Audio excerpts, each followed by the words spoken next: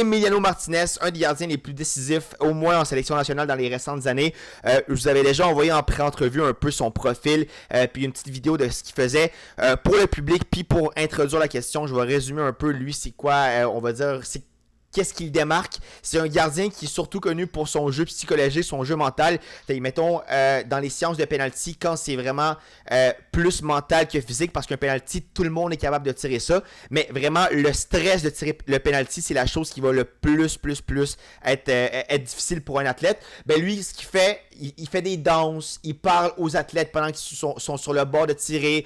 Des fois, il va prendre le ballon, puis il va tirer le ballon, il va tirer des goals. Fait que lui, là, son but, c'est la déconcentration. C'est vraiment entrer dans la tête du joueur adverse. Vous qui avez vu, justement, ces caractéristiques-là de ce gardien-là, si vous aviez des exemples à nommer, autant que ce soit des danses, que ce soit parler, en quoi cette arme-là de cette gardien-là, en fait, pourquoi cette arme-là de ce gardien-là est autant efficace envers les joueurs adverses? Moi, je serais curieux de voir, première chose, est-ce que c'est vraiment efficace, premièrement? Oui, je vais continuer avec la question. C'est un des gardiens qui, dans les récentes années, a eu le plus de pénaltys arrêtés dans les séances au tir au but. En demi-finale contre la Colombie en Coupe América, il a arrêté 3 pénaltys. Après ça, en demi-finale encore de finale, pardon, contre les Pays-Bas, il en a arrêté 2. En finale contre la France, il en a arrêté un, puis il a réussi à déconcentrer un joueur. Mais c'est peut-être pas à 100% son mérite, mais il y en a un qui a manqué un pénalty après une déconcentration. Puis récemment, cette année, en Coupe América, il a aussi arrêté 2 ou 3 pénaltys contre l'Équateur. Donc, dans 4 matchs extrêmement décisifs pour l'Argentine, qui ont signifié des titres pour l'Argentine, 3 titres, avec ce gardien-là, ce qui n'était jamais arrivé auparavant, il a réussi à faire ça. Donc, normalement, c'est efficace. On ne sait pas, comme vous dites, s'il y a une corrélation exacte, mais normalement, le gardien est reconnu pour ça, puis ses réussites sont quantifiables. Intéressant. Puis, la deuxième question qu'il faut se poser quand même, là, si on analyse la situation, c'est est-ce que c'est son talent quand même qui pourrait expliquer ça? Ça, c'est le premier élément. Puis, si on prend l'hypothèse que ça se peut que sa stratégie mentale d'être plus confrontant, plus, en anglais, on dit cocky, là, je pense qu'il est Ouais. arrogant un peu puis il déstabilise l'adversaire. Si on prend cette hypothèse-là, oui, ça se peut, mais c'est un couteau à double tranchant. C'est que ça peut marcher chez certaines personnes, mais ça peut nuire dans d'autres moments. Puis ça semble être efficace dans son cas, ce qui est quand même intéressant, on pourrait l'analyser, mais souvent c'est très personnel. C'est-à-dire que pour lui, c'est bon, mais pour un autre athlète, un autre gardien de but de Ouais. foot, est-ce que ça serait efficace? Peut-être pas. Peut-être que être trop arrogant puis trop comme ça activerait le stress chez un autre gardien de but, mais pour lui, ça se peut que ce soit une façon de gérer son stress, puis il est plus dans l'état de flow quand il est dans une énergie un petit peu plus de confiance projetée, là. Fait que Mhm. de ce que j'ai vu des vidéos, là. Ouais. De ton côté, Alain, peut-être?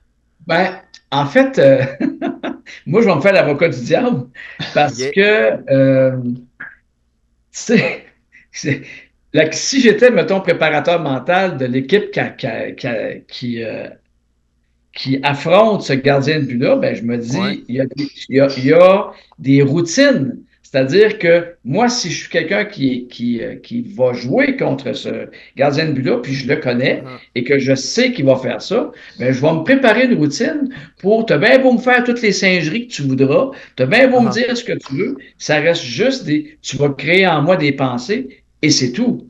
Donc, Mhm. peut-être qu'il y a des joueurs là-dedans qui se sont mal préparés. Il y a un très bon exemple au niveau du foot. Je vais revenir Mhm. 2 Olympiques en arrière. Les Jeux Olympiques, pas ceux qu'on vient de passer à Paris, là. Les Mhm. avant-derniers, Ouais. d'été. Lorsque l'équipe canadienne de soccer féminin a Ouais, ouais. gagné la La médaille médaille d'or, d'or, ouais. le gardien, la dame, la personne qui était gardienne de but, je Mhm. peux vous dire qu'elle avait toute qu'une routine pour Ouais. justement intimider, mais de façon silencieuse, ses adversaires parce qu'elle était prête, elle avait une routine de préparation pour les pénalités.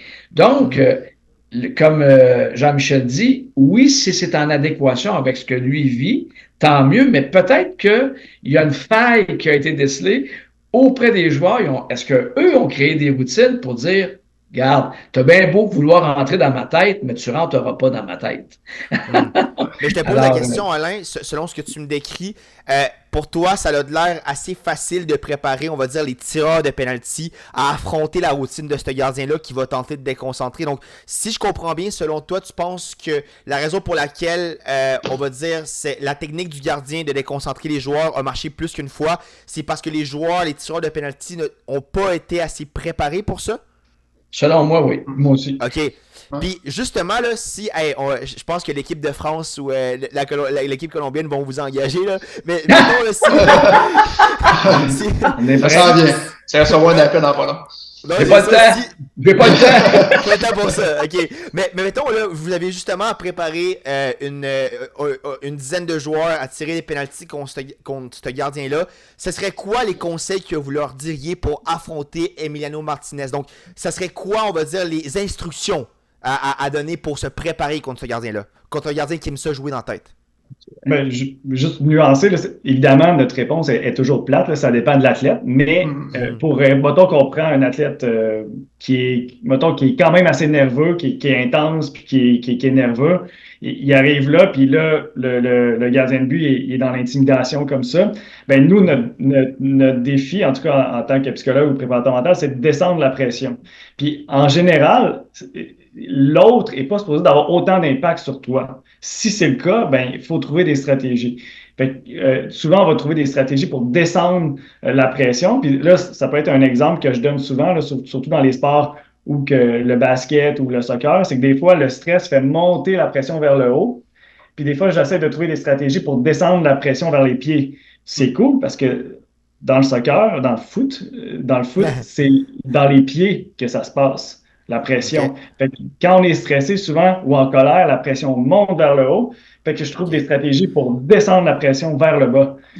Volontairement, que ce soit par imagerie ou pas de façon intentionnelle. Puis Alain pourrait vous parler de d'autres stratégies, plus d'autres préparations mentales. Ouais. Ben, en fait, il y a, de ce que Jean-Michel, il y a ce qu'on appelle les processus neurologiques qu'on appelle le top-down process ou le bottom-up process. Le top-down process, c'est ce que classiquement on fait beaucoup. Hein? On dit, bon, ben là, je me dis des choses, puis ça m'amène dans des émotions, puis là, les émotions me font sentir quelque chose au niveau du corps. Ça, c'est top-down process, c'est classique au niveau neurologique. Donc, on va dire, change tes pensées, tu vas vivre une émotion différente, dans ton corps, ça va se transformer. Ça, c'est bien aussi, mais ce que Jean-Michel appelle, on appelle ça au niveau du bottom-up process, c'est-à-dire au niveau du système nerveux. Puis c'est le fun dans le foot parce que dans le foot, tu bouges les jambes. Alors, présentement, aux Olympiques, les derniers Olympiques à Paris, il y avait je travaillais avec 3 filles de l'équipe canadienne olympique. Puis il y en avait une là-dedans, là, ça a de la drive, je vais te dire. Ça a vraiment d'énergie. Ouais. On travaillait beaucoup sur ça, le bottom-up process. Quand ça commence à bouillir dans ta tête, tu t'énerves, active tes jambes. Et on sait que quand on active nos jambes, ce que le gardien de but, en fait là, quand tu actives tes jambes, tu granules tes pensées. C'est comme si tu les mettais en morceaux. Alors, est-ce qu'on a quelqu'un qui a besoin de respirer? Est-ce qu'on a quelqu'un qui est devant ce gardien de but-là, puis que, encore une fois, c'est de le questionner sur ce qui marche pour lui? On a-tu quelqu'un qui va regarder le gardien de but faire ses singeries, puis qui va y faire un petit clin d'œil, qui va y servir sa même médecine? La psychologie inversée, un peu.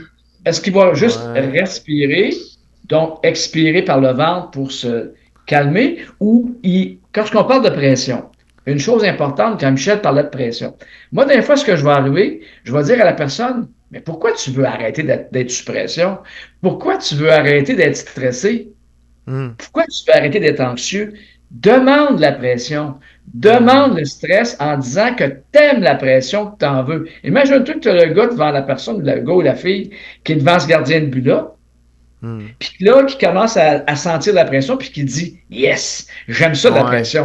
J'en veux de la pression. J'aime la pression. » Bien là, t'as plus la pression devient ton allié, mais comme Jean-Michel disait, qui est devant moi quand j'accompagne quelqu'un? Qui est devant moi? Est-ce que j'ai quelqu'un qui est de nature un petit peu très calme de nature, ou hypoactive, ou hyperactive. Donc, c'est dur à établir des stratégies. Il faut questionner la personne, puis partir à la recherche de stratégies qui vont marcher pour elle. Mais ce qu'on sait, moi, je pense que c'est bien beau. Moi, j'ai regardé la vidéo que vous nous avez envoyée. Je trouvais ça bien cute, là, toutes les singeries qu'il faisait. Puis c'est vrai qu'il est bon. Mais je trouvais ça bien cute, mais je me disais, il y a un paquet de tireurs qui ont pas fait le travail de préparation facilement. Bon, ben, dans ce cas-ci, Aurélien Tchouameni, Kingsley Coman, Virgil van Dijk, prenez des notes d'Alain et Jean-Michel pour la prochaine fois parce que ouais, c'est super. C'est super. On a énuméré quelques joueurs, entre autres, là, qui ont manqué des tirs contre ces gardiens-là. Mais parfait, donc, hey, j'imagine potentiellement qu'une chose à faire pour ces joueurs-là, ça serait d'avoir des bons préparateurs mentaux pour la prochaine fois. Puis, hey, c'est très intéressant, pardon, d'avoir vu votre perspective sur ça.